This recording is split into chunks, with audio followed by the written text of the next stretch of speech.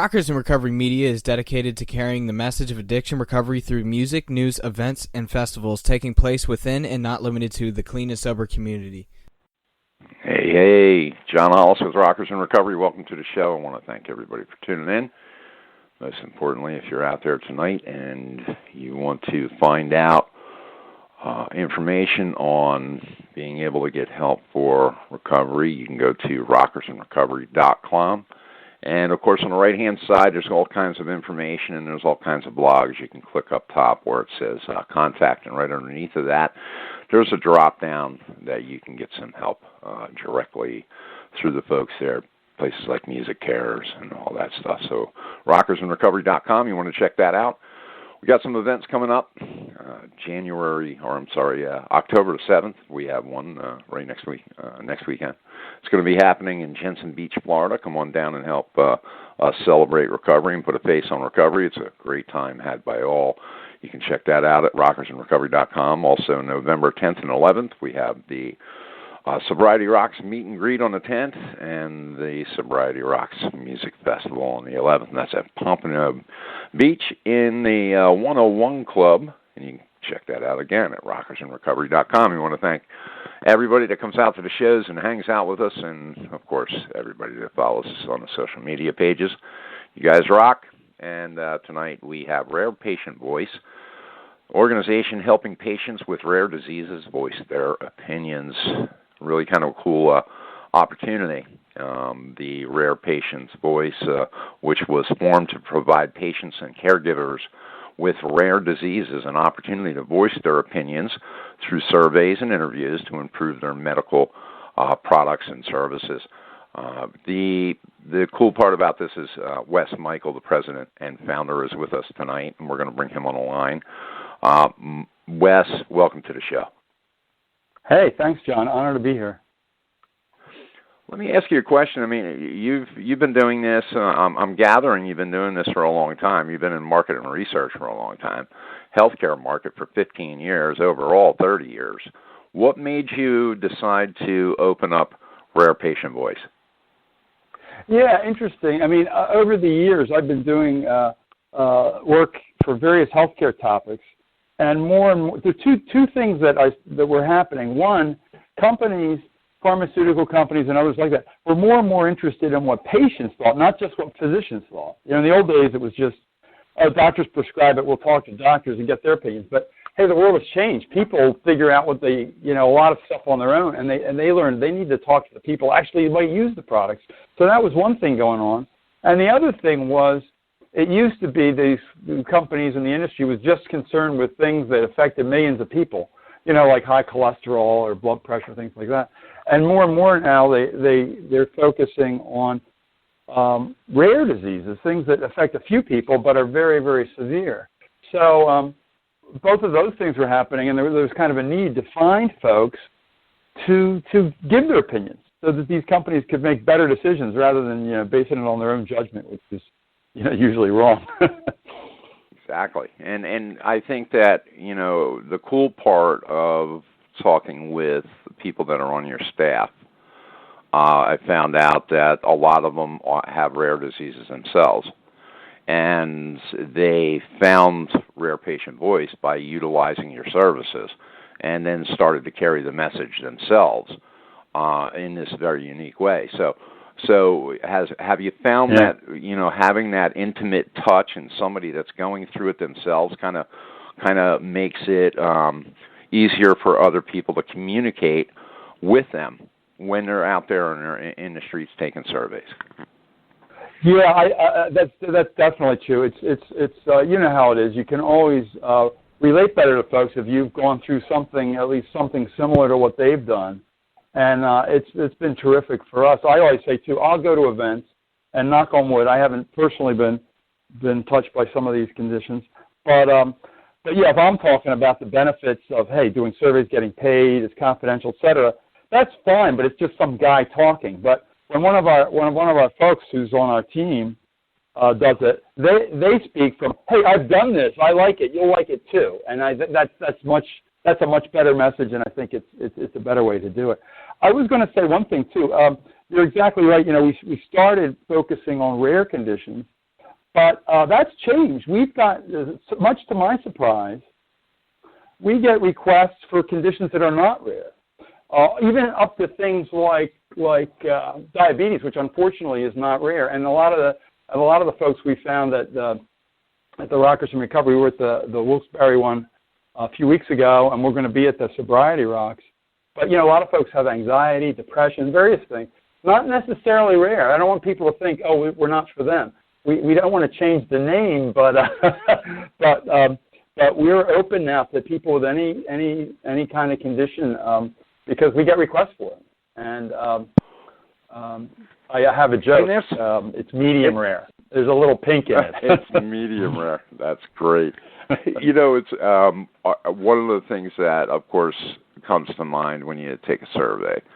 Listen, I get requested to take surveys all the time. And, sure, yeah. There are some that pique my interest, and I do them, but when you talk about your surveys, what do they consist of? So I'm a person, with diabetes. I actually have type 2 diabetes. So if I was going to take your survey, what would that consist of? That's a great question. The first thing I have to say is they're all over the map. We don't write them. We're kind of the matchmaker. We get these requests from market research firms who've written them, and they typically are working for pharmaceutical companies who are coming out with a new treatment or devices, or sometimes professors and things like that are interested. So, but the fact that they're doing it often when they're coming out with a new treatment, a lot of times it's a description of the new treatment. It doesn't just say the name because they're not at that stage yet, but they'll say the good and the bad. You know how every drug, the ads on TV, they'll tell you the wonderful things, and then they'll talk fast and talk about the side effects. Well, they want to hear what people think about these new treatments. And so a lot of people like that because it's kind of like a sneak preview. There's something that'll be coming out on the market. I wonder if it's something that might be appropriate for me or not. So that's a lot of it. Sometimes what I think is interesting, more and more of these companies, it's not that related to a product sometimes. It's what's a day in the life like. They might say, hey, could you go on your smartphone for 10 minutes a day for a week, and we'll have a question, or we'll ask you to show some. They want to see what's going on in people's lives because they need to come up with ideas for not just the treatments but services that they might provide. So sometimes it's really, they just want to see what your life is like. And I have to say sometimes it's pure marketing. I think we have one that it was, which ad is more appealing. That's pure marketing. But a lot of people enjoy that as well because, they think, oh, why did that one affect, why did that make me think this way versus the other one?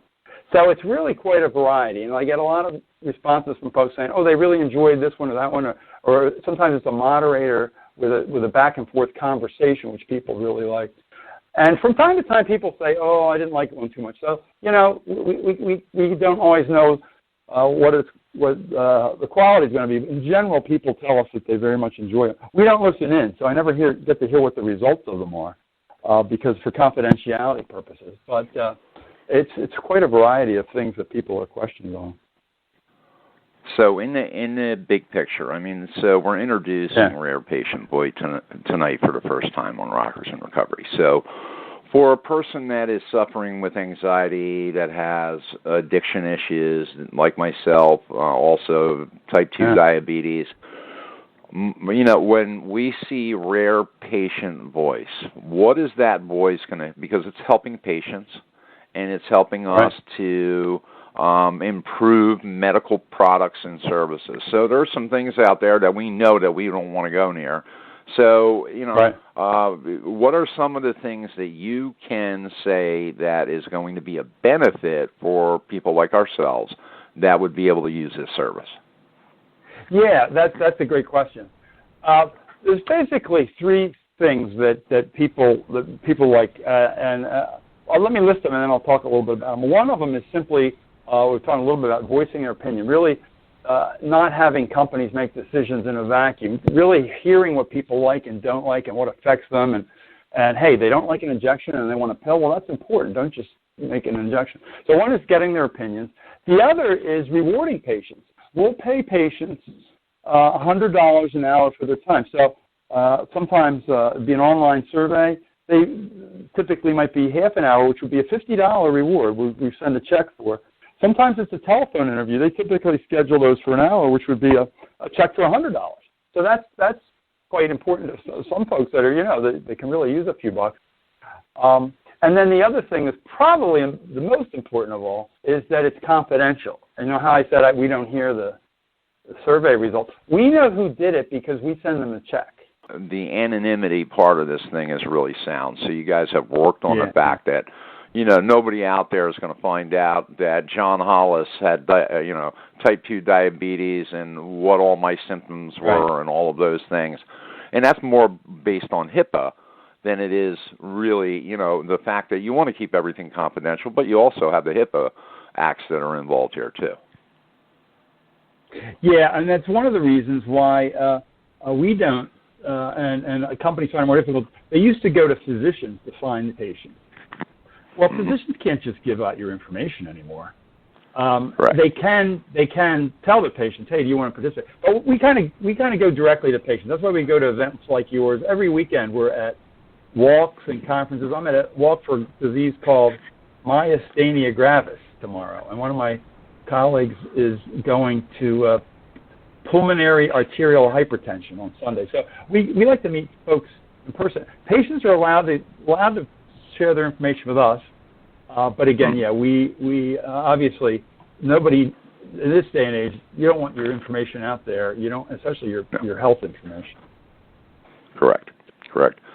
So that being said, a very sound organization when it comes to anonymity, very sound when it comes to being able to help somebody, for instance, and you were saying this earlier, and this is kind of a cool thing, I go to a dentist, I go to a doctor, and I tell them, hey, listen, I'm getting, mouth work done, and they're getting ready to do a crown or whatever, and I tell them, listen, after the procedure, I can't take Percocets, I can't take opioids, I can't take those type of things. Right. In recovery, and I can't take pain meds and all of that. Yeah. So what happens is a lot of the times those doctors don't listen. They come back with, well, I'll give you Tylenol 3. Well, what is that? That's codeine. So your organization really kind of starts to help people like ourselves get the message out to these doctors that, hey, listen, you know something? Somebody in recovery can't take an opioid. Right. You need an alternative to that works as well. So what can they provide? Yeah. See, this is kind of cool, and in the way that you're actually performing the surveys are able to give the caretakers, the physicians, the information that they really need to be able to help somebody with this particular condition. So I kudos to you, and especially for the work that you've put into this. You've been doing this for how long now? I started this 4 years ago, and so now we've done 1,600 projects, and each one of those is a project might have 5 people to 500 people in it, whatever it might be. And we've paid patients $1.8 million. So it adds up over time. So yeah, it's I like to think the money is indirectly coming often from the pharmaceutical companies. I look at it as kind of redistributing the wealth, if you will. Let's get that to the patients, and they're getting something of extreme value, the patient's opinion. So it's a win-win. If you guys are listening to this episode and you want more information, rarepatientvoice.com is where you want to go. You can check that out, and you can click on the sign up button. All kinds of information there, but you got to read the website, rarepatientvoice.com. Please check it out. You can also, of course, find out more information right here on the Blog Talk Radio page just by clicking on the hyperlinks that are there. Tomorrow we will have this up on rockersandrecovery.com. We'll have it on the streamer, and we're going to have it everywhere. So through the weekend, turn on your friends. We'll have it out on social media. This is going to be the first. Of course, this is the first of 3 episodes. So the next episode we're going to get more into, I'm actually going to find out about taking a survey for diabetes that they haven't won out right now, and I'm going to go through the process and be able to talk to you guys about that and be able to talk about it with Wes and my experiences with it. So I think that will help. You'll also be able to find them at the Sobriety Rocks Music Fest meet and greet and the festival, and that is November 10th and 11th. They will be there taking surveys. And again, it's an opportunity for you to help, caregivers and physicians to be able to know the needs of your type of situation, but also you also get paid for it too. So if you're in need of a little bit of cash, it helps out. So in closing, Wes, what would you like to say just to to the clients or to the potential people out there that might take surveys? What would you like to say to them? Yeah. One other thing that's a nice benefit, and it works well for us too. Just for signing up, and people will see this on the website. So just for signing up, when people sign up online, we send them a $5 gift card. We send them an email for it because we want to make sure we have an email because that's how we tell people about surveys. Nobody answers their phone, and you know how that is. So we send an email. People can ignore it if they're busy, or they can click on it if they're interested. So there's a nice little thank you just for people signing up if they, are interested and think they might want to, do more surveys in the future. This is good stuff. I appreciate you coming on the show tonight. I also want to thank Rare Patient Voice for being a sponsor and making the, of course, Sobriety Rocks Music Festival happen. When we go out into the communities and Rockers in Recovery puts these events on, we don't just, we're not able to just come up there and do all the work that we do and put everything in place and all the tents and the back lines and the sound and the production and all of that doesn't grow on trees.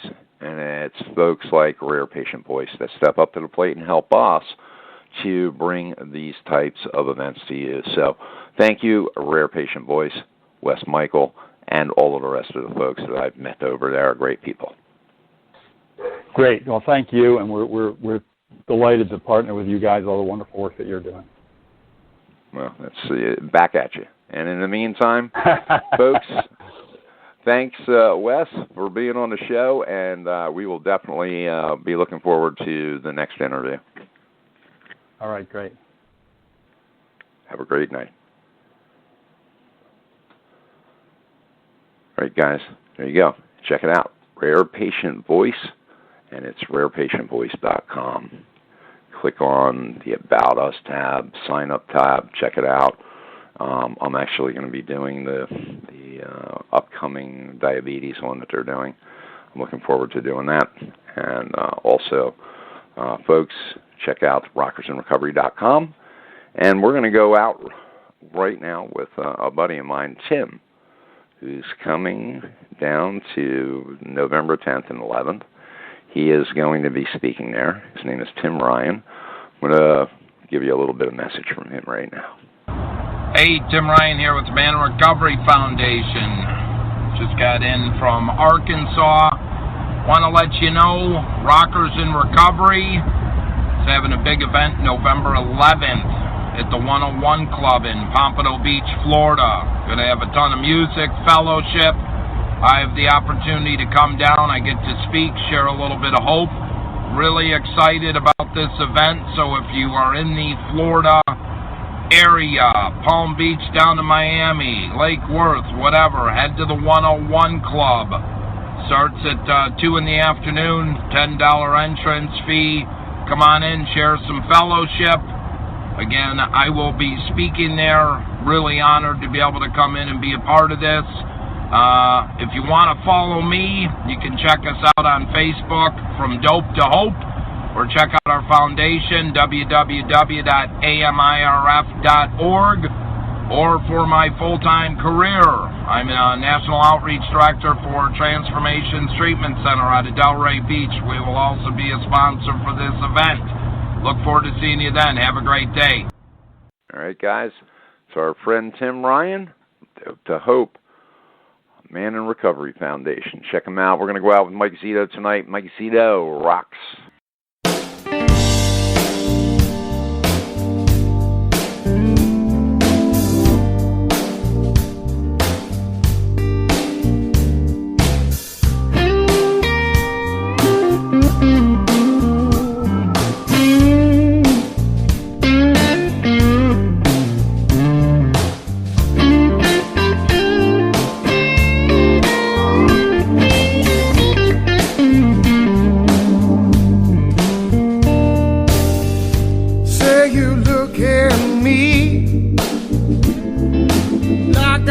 the hurt on you.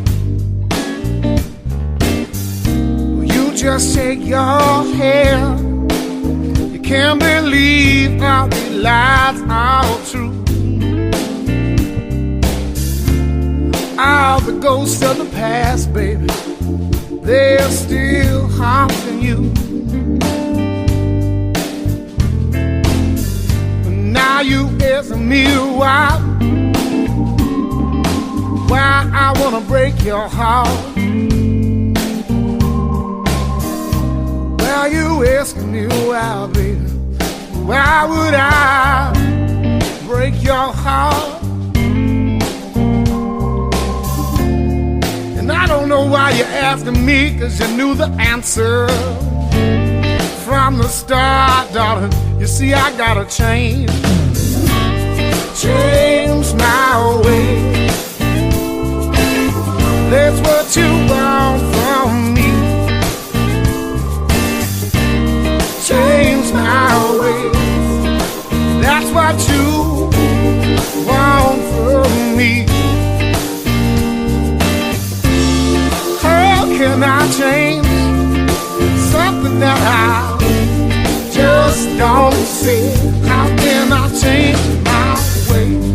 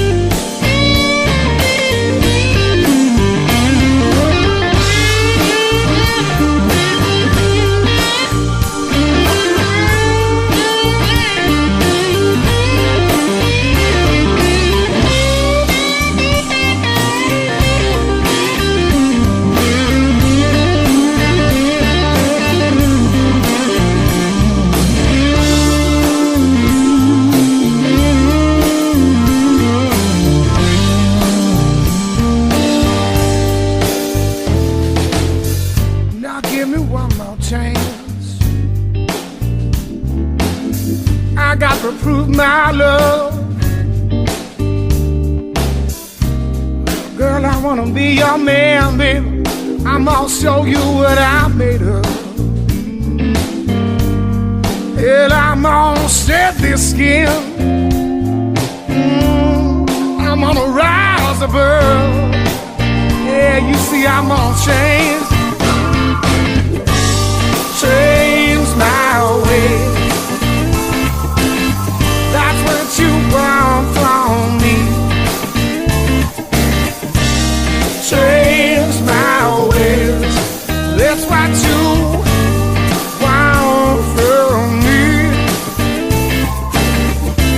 But how can I change something that I just don't see? How can I change my ways?